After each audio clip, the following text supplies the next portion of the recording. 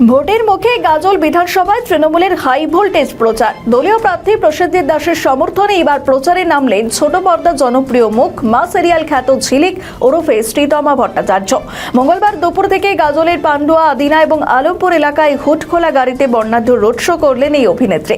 প্রিয় তারকাকে একবার চাক্ষুষ করতে রাস্তার দুধারে উপচে পড়া ভিড়। বিপুল ভোটে জয়ী হওয়ার বার্তা দিলেন অভিনেত্রী। এবং বিগত 5 বছর ধরে বিজেপি শাসিত এই অঞ্চল কোনো কাজ করেনি এবং তার জন্য এলাকার মানুষ অত্যন্ত ক্ষুব্ধ এবং বিরক্ত। এর জন্য তারা প্রত্যেকে প্রতিশ্রুতিবদ্ধ এবং প্রতিজ্ঞাবদ্ধ যে তারা এবার তৃণমূলকেই আনবে, মমতা দিদিকেই ভোট দেবে এবং তৃণমূলের সরকারই এখানে আসবে। কেমন সাড়া পাচ্ছেন? বিপুল ভোটে জয়যুক্ত করবে আমাদের। গাজল কেমন লাগছে?